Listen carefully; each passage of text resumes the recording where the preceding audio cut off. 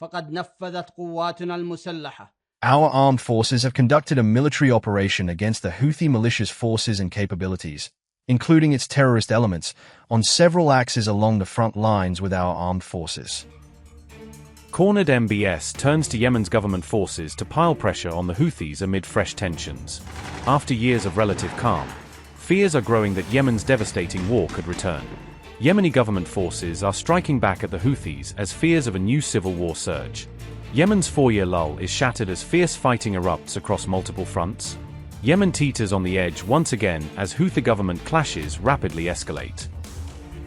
Yemen's military carried out retaliatory strikes against Houthi forces on August 8, escalating tensions after recent attacks by the Iran-backed group across parts of the country. The Yemeni military spokesperson said the strikes targeted Houthi sites and capabilities as government forces moved to respond to the group's recent attacks. Major al-Nazali said the attacks hit Houthi positions across several front lines in Yemen, without providing further details about the scale or damage caused. فقد نفذت قواتنا المسلحة. Our armed forces have conducted a military operation against the Houthi militia's forces and capabilities, including its terrorist elements, on several axes along the front lines with our armed forces.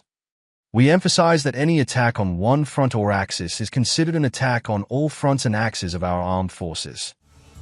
The escalation has raised fears of a return to Yemen's civil war after a 4-year hiatus, threatening the relative calm that had prevailed across much of the country. Recent fighting threatened to undermine the relative calm established after the 2022 UN-brokered truce, raising concerns that Yemen could again slide into wider conflict. Yemen faced its highest risk of large-scale war since April 2022, UN envoy Hans Grundberg warned, as renewed fighting threatened to unravel years of de-escalation efforts. Grundberg urged all sides to exercise maximum restraint and stop actions fueling retaliation, warning that continued escalation could further destabilize the country.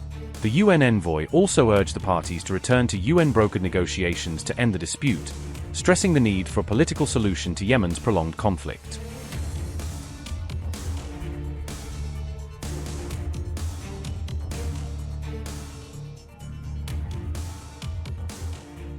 The Houthis have warned Turkey against joining what they called Saudi Arabia's aggression in Yemen, as Ankara moves closer to Riyadh on regional defense. Houthi official Houthis al-Assad said Turkey should remember Saudi Arabia's 2015 military intervention and the conflict that followed. Al-Assad warned that anyone joining Saudi Arabia in what the Houthis call the siege of Yemen would be welcome to test their resolve. Houthis al-Assad said, and I quote, "The Turks are well aware that the Yemeni people's battle with the Saudi regime began the moment Saudi Arabia declared its aggression and siege on Yemen on March 26, 2015. And that the battle continues with its new dynamics until our people reclaim their rights, break the imposed siege, and put an end to Saudi intervention in their internal affairs. The Turks, more than anyone else, also understand that Yemen is not Najd, and that Sana'a is not Diriyah. And to my knowledge, they read history well and draw lessons from the experiences of their ancestors.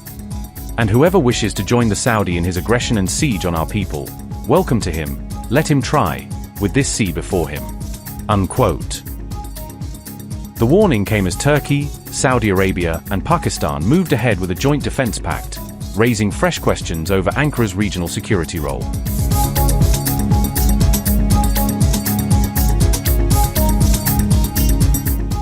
Turkish Foreign Minister Hakan Fidan said Iran was not the target of the Mecca Defense Pact and rejected suggestions of an immediate threat to Tehran. Fidan said countries that had not attacked Turkey were not currently in Ankara's sights, while explaining the pact's defensive purpose. He said the agreement was technically similar to NATO's Article 5 Collective Defense Clause, creating a commitment to mutual security. Fidan also said Red Sea maritime security was directly linked to Turkey's interests and supported Ankara joining the Saudi-led international coalition. The Turkish foreign minister said participation in the coalition would help protect maritime security across the strategically important Red Sea region.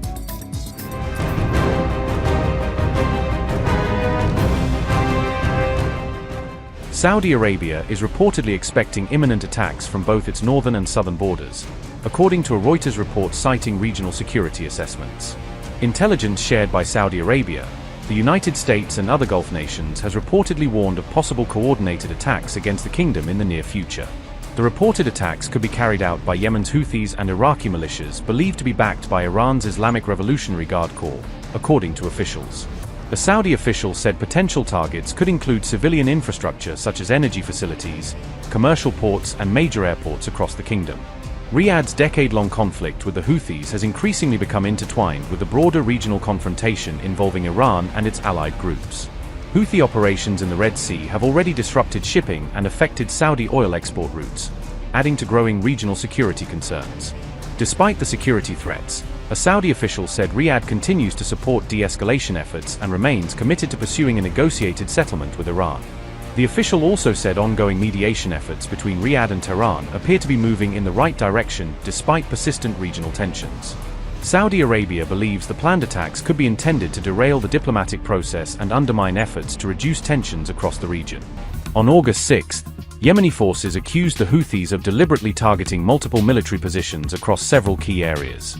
Yemen's government-aligned military units said these attacks caused significant casualties along with heavy material damage to their positions. The 1st Emergency Division specifically confirmed that its own camps were among the multiple sites targeted during these attacks. Upgrade your news experience with the all-new HT app. Download now.